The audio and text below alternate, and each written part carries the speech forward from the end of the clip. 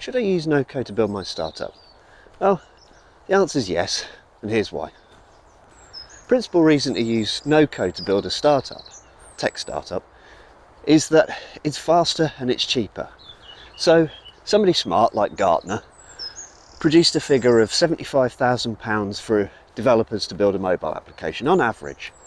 And the average cost of a no-code MVP is around $9,500, and they take about 3 months, just a bit less, to build, rather than a coded application which is going to take the thick end of a year. If you're trying to launch your startup, speed to market is usually top of mind. But what about all those concerns people have around scalability, security, extensibility, IP, and will investors invest in my startup if I use no code? Scalability is the easy one to answer. We've already got a no-code unicorn on our books, and we've seen applications built that have done tens of millions in turnover, have huge databases, and have tens of thousands of concurrent users. So scalability is not particularly a concern.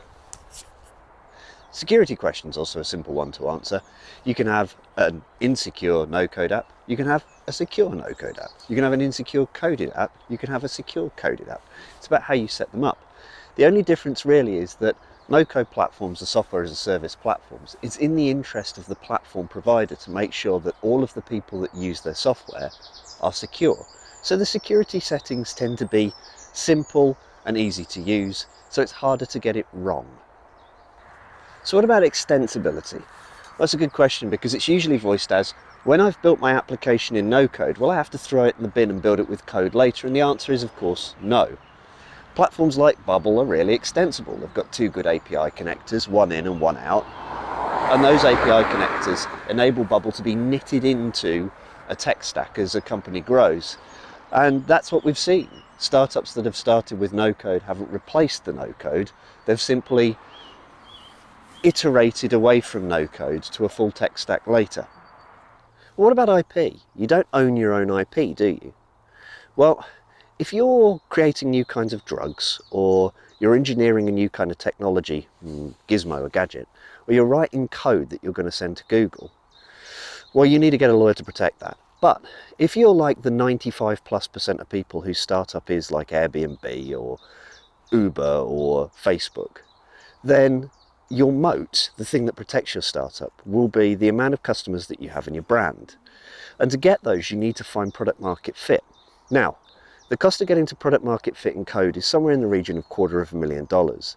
And if you're one of the 95+% of startups that goes to the venture industry and the venture industry says, get lost, you're never going to get there.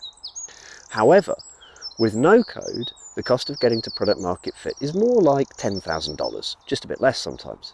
And that's the kind of money that you can find on a credit card or in your savings account or by begging your parents.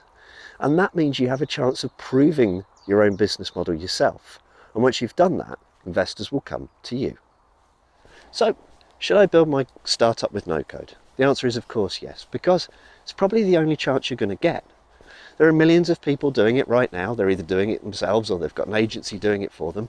And if you want to join them, if you want to learn to use a no-code platform or get somebody else to do it for you, come to Million Labs.